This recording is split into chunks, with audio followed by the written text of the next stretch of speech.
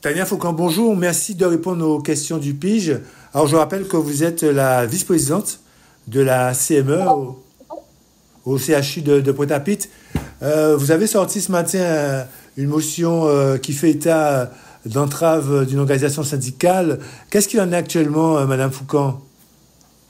Oui, effectivement, au sein de l'établissement, nous avons réalisé hier une motion qui a été signée par plusieurs personnes, donc des membres du bureau donc de la CME, la commission médicale d'établissement, des médecins chefs de pôle et des cadres paramédicaux de pôle.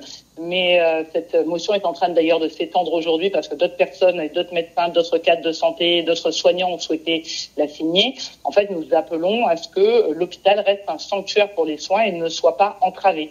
Nous appelons à ce que l'entrée de l'hôpital ne soit pas entravée, ne soit pas bloquée au fonctionnement et permette en fait un accès aux soins facile à tous, que ce soit les patients et les soignants qui veulent venir travailler. Quelle est la situation actuelle au niveau de l'accessibilité ou des accès du CHU? Donc ce matin, il y avait donc un blocage à l'entrée du bas du fût. La partie de Ricou était également fermée, donc on ne pouvait pas passer en voiture. Seuls pouvaient passer les ambulances, mais ne pouvaient passer donc ni les médecins et les soignants qui devaient se garer très loin. Pour certains, ce qui peut entraîner en plus des problématiques d'insécurité. Il y a des personnes qui ont eu des problèmes effectivement les nuits précédentes, puisque après il faut aller chercher sa voiture loin des fois le soir quand on sort. Et de la même façon, ça entraîne des problématiques également pour les patients.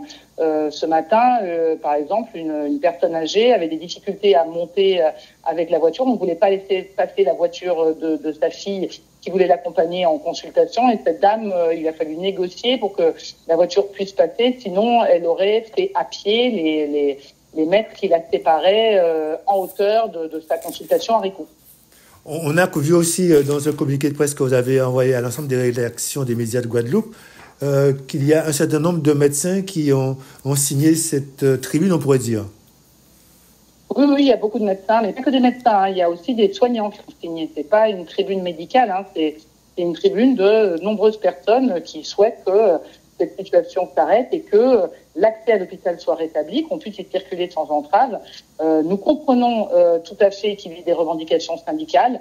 Là n'est pas la question. C'est le rôle du syndicat d'avoir des revendications, mais pas en entravant l'entrée de l'établissement, pas en empêchant les patients de passer, pas en empêchant les professionnels de circuler, pas en rajoutant de la difficulté, de l'insécurité à ce que dénonce déjà effectivement le syndicat. Le syndicat dénonce des choses. C'est pas la peine de rajouter de l'insécurité ou des difficultés supplémentaires aux difficultés que nous connaissons déjà. Quel message souhaitez-vous adresser justement à organisations syndicales qui sont impliquées dans ce conflit ainsi qu'à la population guadeloupéenne qui vous écoute actuellement? Et le message que nous voulons faire passer vraiment à l'organisation syndicale, c'est de rétablir pleinement l'accès à l'hôpital afin que tout le monde puisse circuler. Et le message que nous voulons apporter aux patients, c'est surtout aller à vos consultations, aller à vos prises en charge parce que c'est important pour la santé. Il ne faut pas rajouter encore de retard de prise en charge à parfois des personnes qui sont très vulnérables, qui ne peuvent pas forcément avoir des accès, qui ont déjà des rendez-vous. Surtout, essayer d'aller à vos rendez-vous, c'est extrêmement important pour leur santé parce que chaque retard effectivement peut compter.